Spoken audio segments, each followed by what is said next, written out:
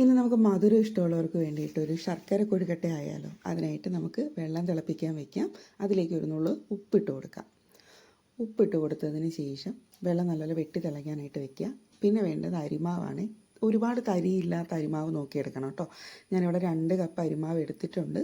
അതിന് ശേഷം നല്ല അടിക്കട്ടിയുള്ള തവി നോക്കിയെടുക്കുക. അതായത് തവിയുടെ പിടിഭാഗം ഉണ്ടല്ലോ, അത് നല്ല കട്ടി വേണം. അതിലേക്ക് ചൂടുവെള്ളം ചെറുതായിട്ട് കുറേശ്ശെ ഒഴിച്ചു കൊടുത്തതിന് ശേഷം നല്ല രീതിയിൽ മിക്സ് ചെയ്യുക. മിക്സ് ചെയ്തതിന് ശേഷം കയ്യിലധികം ചൂട് തട്ടാതിരിക്കാനും മാവ് ഒട്ടിപ്പിടിക്കാതിരിക്കാനും വേണ്ടിയിട്ട് ഞാൻ കയ്യിൽ ശകലം എണ്ണ തടവുന്നുണ്ട്. അതിനുശേഷം നല്ല രീതിയിൽ കൈ കൊണ്ട് മിക്സ് കുഴച്ചെടുക്കുക. എൻ്റെ സർവ്വശക്തി ഞാൻ ആ മാവിൽ കൊടുത്തിട്ടുണ്ട്. കുഴച്ചെടുത്തതിന് ശേഷം അത് മാറ്റി വയ്ക്കുക. ഇനി നമുക്ക് വേണ്ടത് തേങ്ങ തിരവാനായിട്ട് ചിരവയാണ്. ഇതാണ് കേട്ടോ ഞാൻ യൂസ് ചെയ്യുന്ന ചിരവ. ഇതാകുമ്പോൾ എവിടെ വേണമെങ്കിലും കൊണ്ടുപോകാം. നമുക്ക് ഫിറ്റ് ചെയ്ത് വെക്കേണ്ട ആവശ്യമില്ല. നല്ല രീതിയിൽ ഏത് സ്ലാബിൽ വേണമെങ്കിലും വെച്ചതിന് ശേഷം നമ്മൾ അതിനകത്തോട്ട് ചാരി നിന്നിട്ട് ചിരകിയാൽ മതി. അത് ഇളകിയും വരില്ല, ആടില്ല. അപ്പം ചിരക്ക് വെച്ചിട്ട് പ്ലേറ്റ് വെച്ചിട്ട് നമുക്ക് തിരികെ. അപ്പം ഞാനതിൽ ചാരി നിന്നിട്ടാണ് തിരുവുന്നത്. അപ്പോൾ എൻ്റെ വെയിറ്റ് കൊണ്ട് ഇനി അത് ആന പിടിച്ചാലും ആ ചിരവ അനങ്ങൂല. അപ്പം നമ്മുടെ ആവശ്യത്തിനുള്ള തേങ്ങ, ഫില്ലിങ്ങിനായിട്ടുള്ള തേങ്ങ നല്ല രീതിയിൽ ചിരകിയെടുക്കുക. ഈ തേങ്ങ എത്ര ചിരകി കഴിഞ്ഞാലും നമ്മുടെ തേങ്ങയുടെ ഇതിനകത്ത് മുറിക്കകത്ത് കുറച്ച് തേങ്ങ അധികം വരും. അപ്പം ഞാൻ എന്ത് ചെയ്യുന്നറിയോ, അത് എത്ര ചിരകിയാലും വരത്തില്ല. അപ്പം ഞാനതൊരു ചെറിയൊരു സ്പൂണ് കൊണ്ട് അത് ഇളക്കി ഇതിനകത്തിടും. തേങ്ങയുടെ ഇപ്പോഴത്തെ വില കാരണം കളയാൻ തോന്നത്തില്ല, അതുകൊണ്ടാണ്. അപ്പം തേങ്ങ നമ്മൾ ചിരകി മാറ്റി. ഇനി നമ്മൾ എടുക്കുന്നത് ശർക്കരയാണ്. അപ്പോൾ ശർക്കര ഞാൻ ശർക്കരയല്ല, ശർക്കര പൊടിയാണ് എടുക്കുന്നത്. ശർക്കരപ്പൊടി ആവശ്യത്തിനിടുക. ഇത് ഞാൻ ഫ്ലിപ്കാർട്ടിൽ നിന്ന് വാങ്ങിച്ച ഡപ്പയാണ് കേട്ടോ. 12 എണ്ണം കിട്ടിയിട്ടുണ്ട്, പല സൈസിൽ പല വലിപ്പത്തിൽ. കൊള്ളാലേ. അതിനുശേഷം ശർക്കരയും തേങ്ങയുടെ നല്ല രീതിയിൽ മിക്സ് ചെയ്യുക. അതിൽ നമ്മുടെ തേങ്ങയുടെ നാരൊക്കെ ഉണ്ടെന്നുണ്ടെങ്കിൽ കണ്ണിൽ കാണുന്നത് ഫുള്ള് പറക്കി മാറ്റാൻ ശ്രമിക്കുക.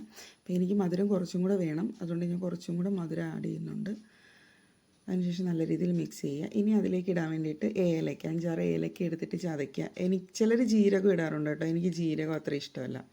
ജീരകത്തിൻ്റെ സ്മെല്ല് എനിക്ക് അത്ര ഇതല്ല. അതുകൊണ്ട് ഞാൻ ഏലക്ക ഇട്ടിട്ട് നല്ല രീതിയിൽ ചതച്ചിട്ട് നല്ല ചത വന്നതിന് ശേഷം അതൊന്ന് ചെറുതായിട്ട് നുള്ളിപ്പിച്ച് കീറി നമ്മുടെ തേങ്ങയിലും ശർക്കരയിലേക്ക് ഇട്ട് നല്ല രീതിയിൽ മിക്സ് ചെയ്യണം കേട്ടോ.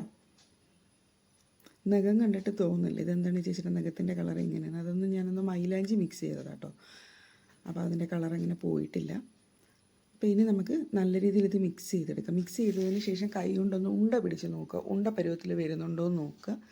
അപ്പം ഫില്ലിങ് സെറ്റായിട്ടുണ്ടെന്നാണ് അർത്ഥം. ഒരു മയം വരും ഫില്ലിങ്ങിന്. അതിനുശേഷം നമുക്ക് കുറേശ്ശെയായിട്ട് മാവ് എടുത്തിട്ട് റൗണ്ടാക്കി അതിലേക്ക് ഫില്ലിങ് വയ്ക്കാം. ഞാൻ എപ്പോൾ ഇങ്ങനെ വെച്ചാലും എൻ്റെ ഈ എന്താ പറയുന്നത് മാവ് പൊട്ടിയിട്ട് ഇതിനകത്തുനിന്ന് ശർക്കര വെളിയിൽ വരും കേട്ടോ. എപ്പോഴും അങ്ങനെ. പിന്നെ എനിക്ക് ഉണ്ട ഷേപ്പ് അത്ര ഇഷ്ടമല്ലാത്തതുകൊണ്ട് ഞാനതൊന്ന് ജസ്റ്റ് പരത്തി ഒരു ഇഡലി ഷേപ്പിലാക്കി വെച്ചിട്ടുണ്ട്. അപ്പോൾ ഇത് കണ്ട ഉടനെ എൻ്റെ ഹസ്ബൻഡ് ചോദിച്ചത്, കൊഴുക്കട്ട ഉണ്ടാക്കാൻ പറഞ്ഞിട്ട് നീ പറക്കും തെളിയാണോ ഉണ്ടാക്കിയെന്നാണ്.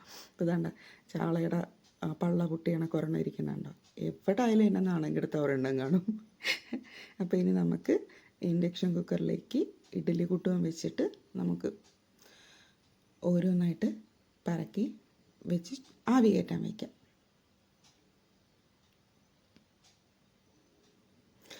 ഇത് പൊട്ടി വരുന്നുണ്ടോ എന്നാണ് കേട്ടോ ഞാൻ ഇടയ്ക്കിടയ്ക്ക് നോക്കുന്നത്. ഇനി നമുക്കത് അടച്ച് വെച്ചിട്ട് വേവിക്കാൻ വയ്ക്കാം. അത് വേകുന്ന സമയം കൊണ്ട് നമുക്ക് വീട്ടിലെ ബാക്കിയുള്ള ജോലികൾ ചെയ്യാം. അപ്പോൾ നമ്മുടെ എന്താ പറയുന്ന ഇഡലി ഉണ്ട ഏകദേശം റെഡി ആയിട്ടുണ്ട്. ഇനി നമുക്കതൊരു പാത്രത്തിലേക്ക് മാറ്റാം കേട്ടോ. അപ്പം നമ്മുടെ വക്ക് പൊട്ടിയ കോഴിക്കട്ട തന്നെ നമുക്ക് ആദ്യം ഒന്ന് എടുത്ത് നോക്കാം.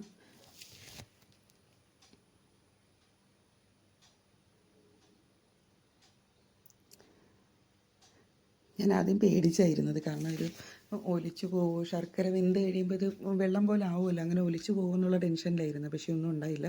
ജസ്റ്റ് ഒന്ന് കഴിച്ച് നോക്കാം കേട്ടോ. ഓ, നല്ല ടേസ്റ്റ് ഉണ്ട്.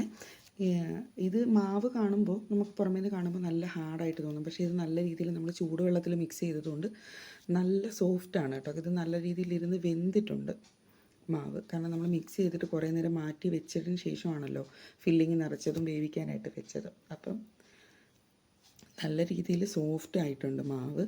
അപ്പം നിങ്ങൾക്ക് ഇഷ്ടപ്പെട്ടെന്നുണ്ടെങ്കിൽ ലൈക്ക് ചെയ്യുക, കമൻറ്റ് ചെയ്യുക, ചാനലൊന്ന് സബ്സ്ക്രൈബ് ചെയ്യുക, സപ്പോർട്ട് ചെയ്യുക കേട്ടോ. Thank you.